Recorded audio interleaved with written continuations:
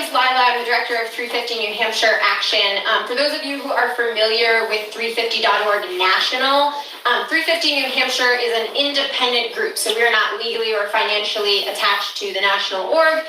And just as a disclaimer, my being here is not an endorsement. So I got involved with climate activism for the first time about 8 years ago when I was still a teenager.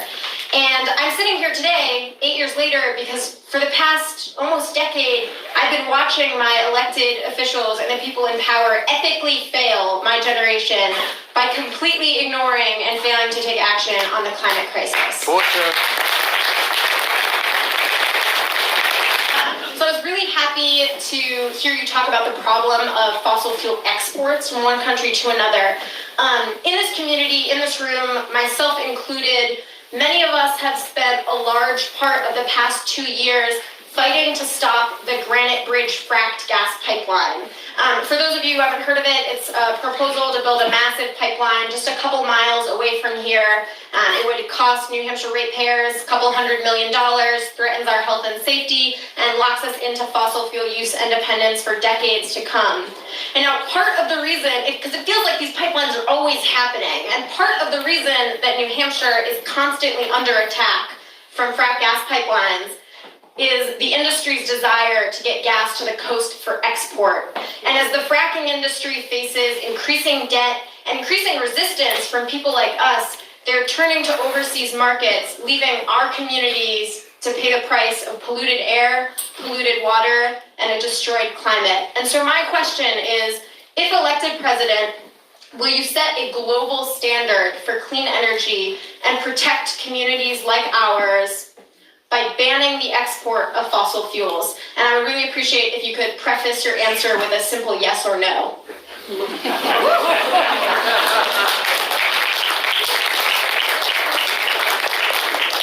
I'll stand up. First, let's give Lila a massive round of applause. Yeah.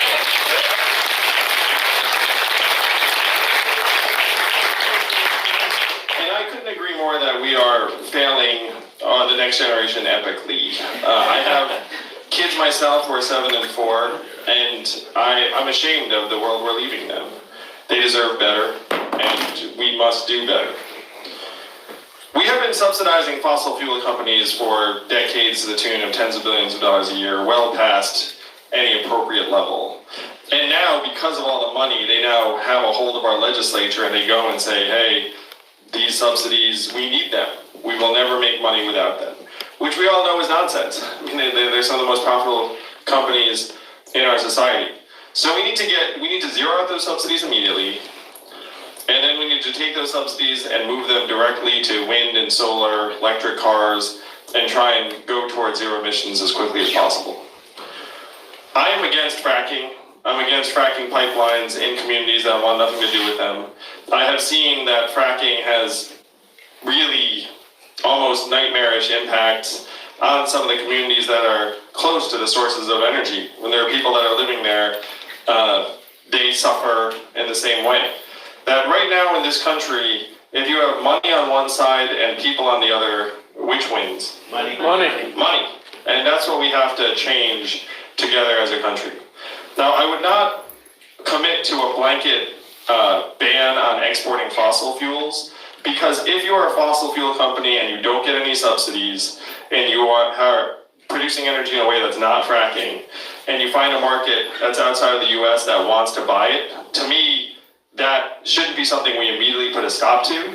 But I would say that the government should not be subsidizing these firms at all, and should be moving our energy production towards sustainable sources as quickly as possible. If there are legacy firms that are able to find a market in another place, I don't think banning that necessarily is helpful, but I would say no to fracking, no to pipelines, and no to putting dollars over our kids' health.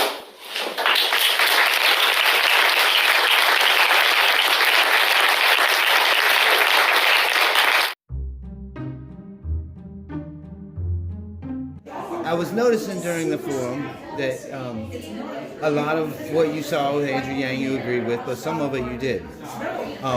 and I just wanted to ask you about that. Yeah, absolutely. Where you and Andrew differed.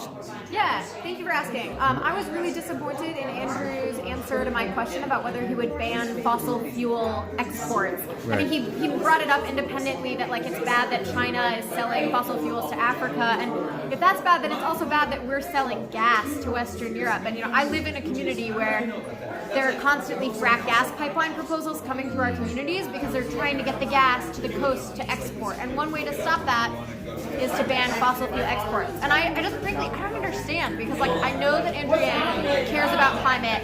I know that he wants to do good on climate. And this is a fairly cut and dry policy proposal that most candidates are supporting. And so I don't understand why Andrew Yang wouldn't support a ban on fossil fuel exports. The only thing that I could think of was, because I kind of agree with what you're saying, that we should do that it should be a logical step, right? And why doesn't he support that? The only thing that I was thinking was maybe the difficulty level of that at first would be so incredibly high, because I don't know how you would actually, if you banned exports, right, of fossil fuels, to me that seems like it would cripple a lot of things.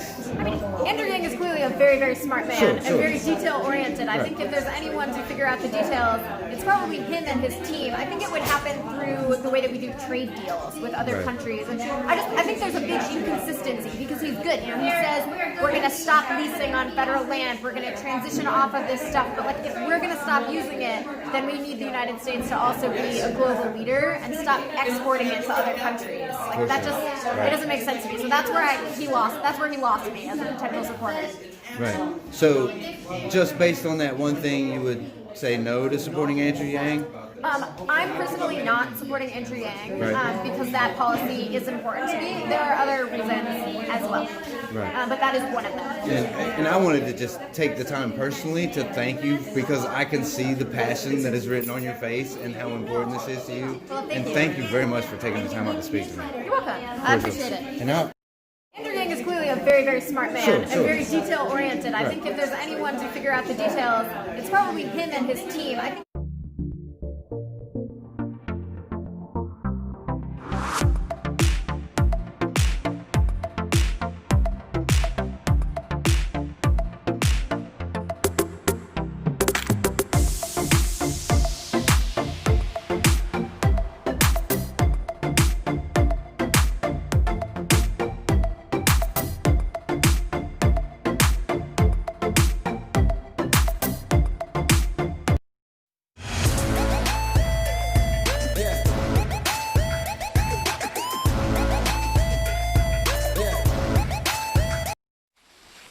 Yummy, yummy, yummy, yummy, yummy. Oh, yeah.